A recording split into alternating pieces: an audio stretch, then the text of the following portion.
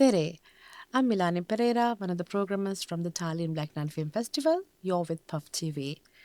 I have a very special guest today. And to wrap it up, to give an introduction about who he is, it'll take a long time. So I've tried my small pitch to give a justice to who he is before giving you what his name is. So my guest is one of the Norway's most experienced cinematographers. He has over 40 years of experience in film and television. And he has shot over 40 feature films, major television dramas, and hundreds of commercials. Known for the movie Wave, Den Brysomme Mannen. Den Brysomme Mann. That's right. And Bunch of Five. I'm so sorry. Founder of Drylab and Softlights. He's also involved with the FNF and IMAGO Technical Committee. I know there's quite a lot, but I just summarized a little bit. And we are so happy to have you, John Christian Rosenlund. I know I pronounced the surname wrong. No, that was perfect. Thank you very much. Thank you for inviting me. Thank you to have you here. So I did a bit of a reading about who you are and then found out you have a beautiful combination. You're an actor turned into a cinematographer. It's not a very common combination, but in an interesting combination. So I have to ask, how has an actor became a DOP? Oh, that's far way back because I started very early. Actually, I got my Super 8 camera, I think, when I was 10, and we built the ice planet for Star Wars in the basement floor. And at the age of 10? Yeah, maybe younger. Oh, wow. And then... So you've been very creative in terms of drawing and creating these small figurines. Yes, that's the truth. And it's... I want to mention, because at that time when I was young, to be dyslexic was not something people knew about. You could either read and write or you were stupid. And I was a stupid guy. So when you were young and you kind of got that kind of introduction to life, I started to draw. And I've got quite good in drawing, because drawing, is visualization of thoughts, and you don't have to write anything, you make drawings. So that was my kind of, I think, my introduction to film, because it opened up a visual kind of... Other possibilities of expressing yourself without being calling or naming anything. And then theater started when I was, 14. Okay. And suddenly I was worth something. I could do something on stage, and I played the main role in theater for many, 5-6 years. Mm-hmm. And I think that was kind of gave me the confidence to say that I can be a cinematographer for real, not just hobbying and do things. So I combined that with starting to work for a local TV station, washing the floor. And you started from the way at the bottom? Oh, yeah.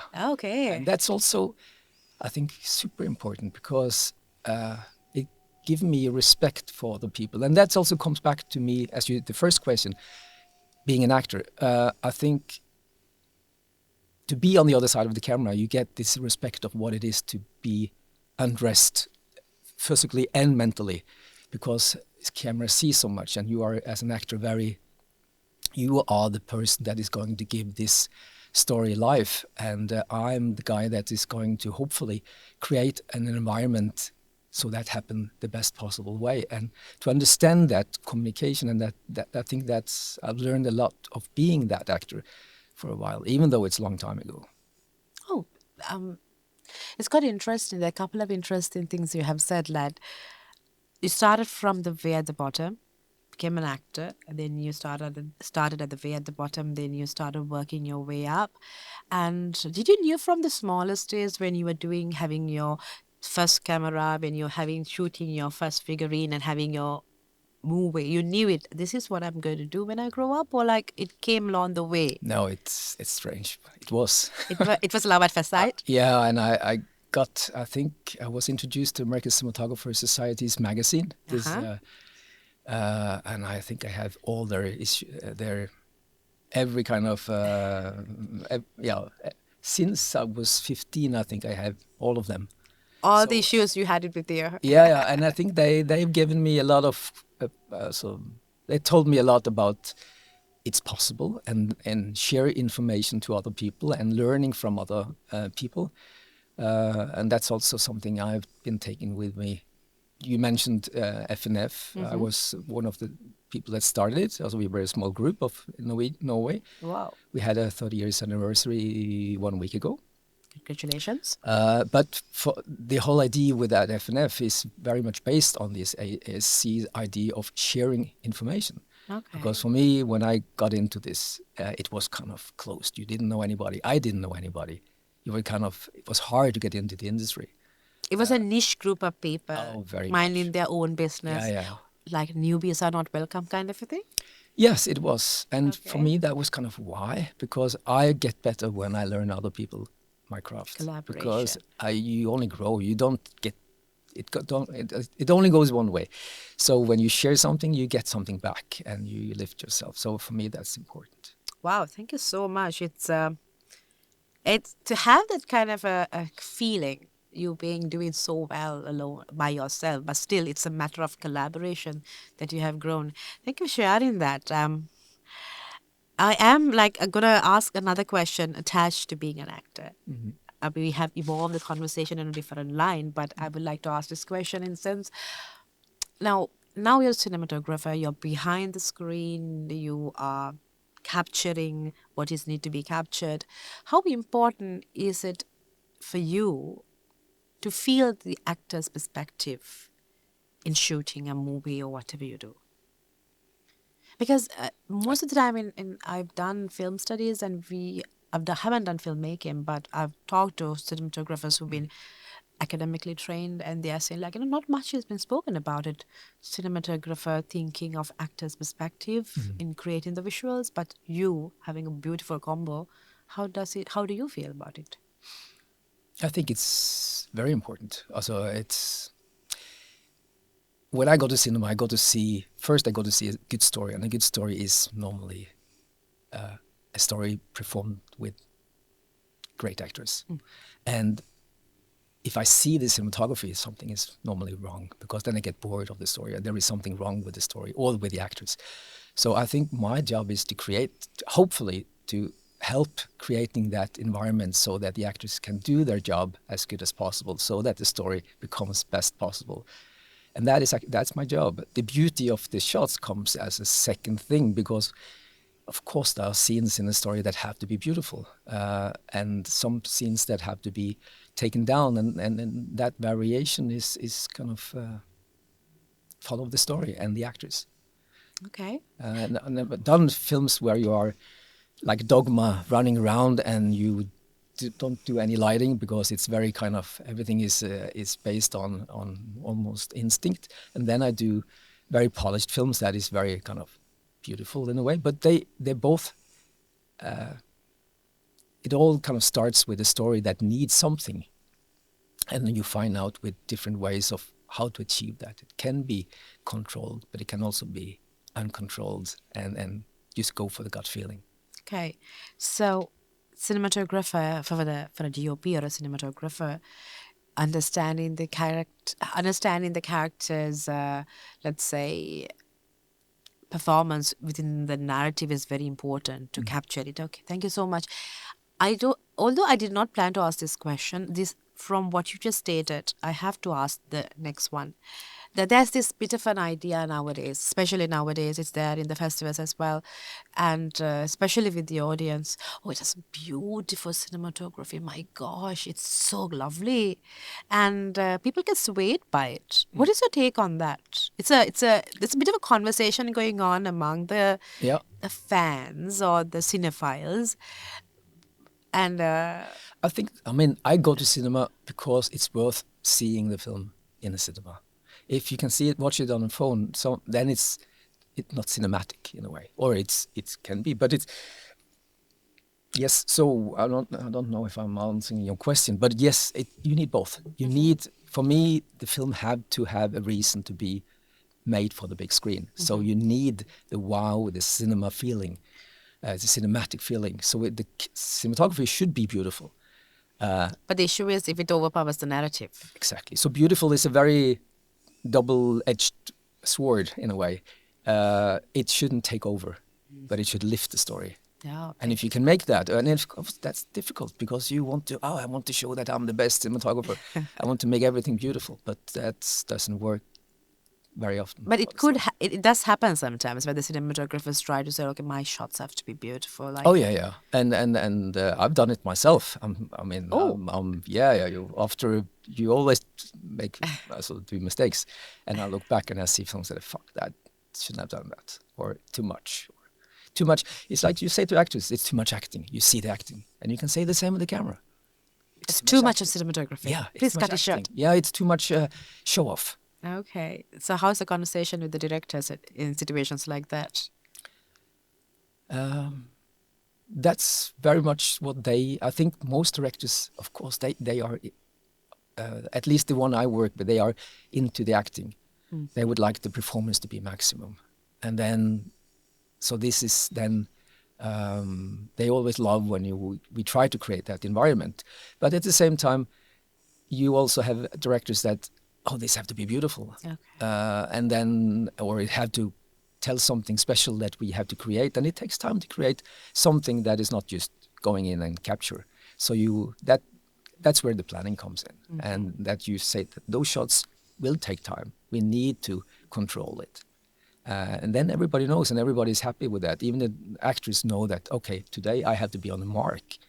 We don't use mark, but today, because the focus is going to be so crucial that it have to be, or there is a dolly movement or a crane movement. But then you prepare people for it, and hopefully, so that everybody kind of feel that, okay, we are making a movie, not something for your phone. Okay. Thank you so much. I guess it is the editor who sees this at the end. I mean, he's the one who's seen the universe of the cinema without being in the set for the first time.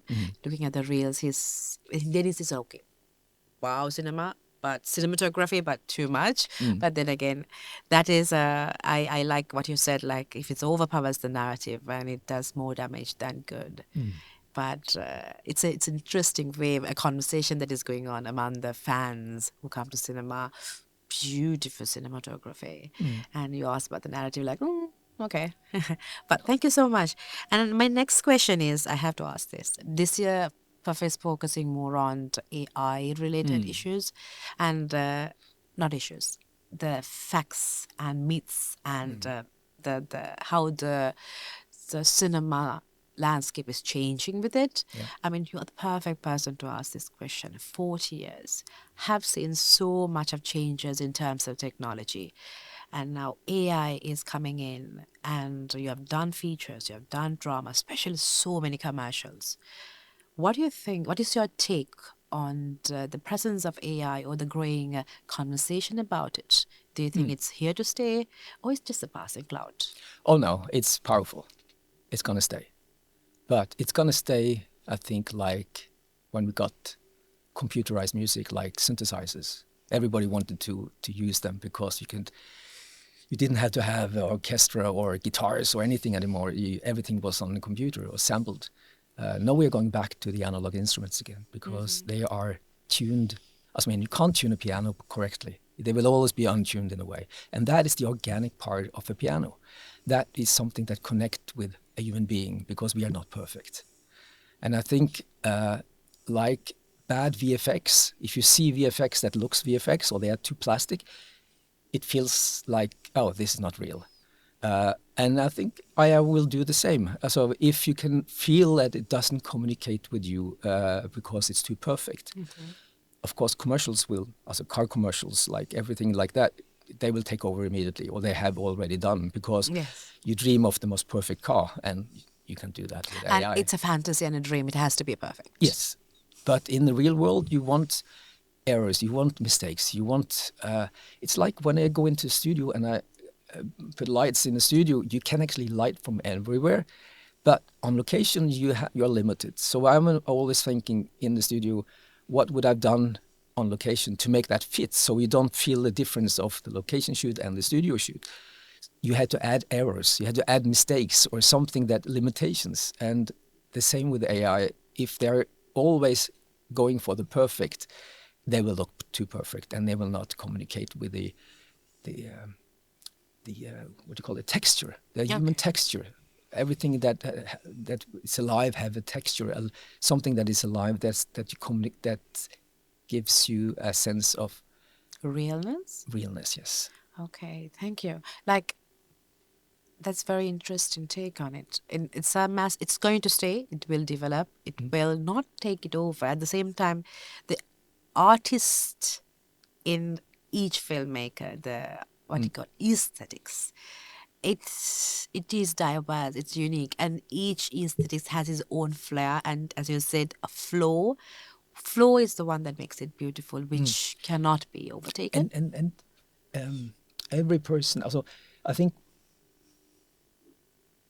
I mean, after 40 years, I'm quite a good technician because you have to be. Yes. And everybody can be a good technician. The only thing that I can give to production is my my gut feeling. Your juice. The one that happens when you have learned your instrument, you're playing jazz, and you are doing your improvisation. That comes on top of your knowledge of the guitar and what's going on around you. Then it can get let loose, and something is happening. That is the human touch, I think. Yeah. That is where I can create something that hopefully is me. That is and unique not the to machine. you. Yes. And it's not AI. Okay. It's me. Right. Thank you so much. Like that artist, I don't know, your juice, the artist's juice, which is like combination of everything on top of everything that makes it unique and personally aesthetic, can be say like, oh, that's his authoristic style. That is him. I can see that cinematographer there. I can see that director that cannot be replaced by AI. This is a beautiful conversation, and you're easy to talk with. I mean, this is your forte. Unfortunately, we are running out of time. I have to. That's how it is. Yes. And we are so happy. This is your first time in PÖFF? Yes, it is. Oh. I've been in town before many years ago, and I love the town, but I haven't been at this festival, no. What do you think about it so far? I mean, you haven't had quite a days of experience. So far, how do you see it? I'm super impressed, especially because it's combined art and technology in a very nice way, because filmmaking is extremely a lot of technology, but technology should never be in there for the technology. It should be something that lifts the art. So we have to love it, we have to learn it, and we have to embrace it into filmmaking so that it doesn't become something you're afraid of. Mm-hmm. And I think that festival, with all these master classes and everything that goes parallel, it really makes you, at least me, understand that film is complex. It's a lot of things that you put together, and hope sometimes it works together and it becomes beautiful. Sometimes it doesn't. It's a learning curve. Right. Thank you so much, John Christian, for being here. And so it's a lovely conversation. We have come to an end, and sadly, this is a wrap. Thank you.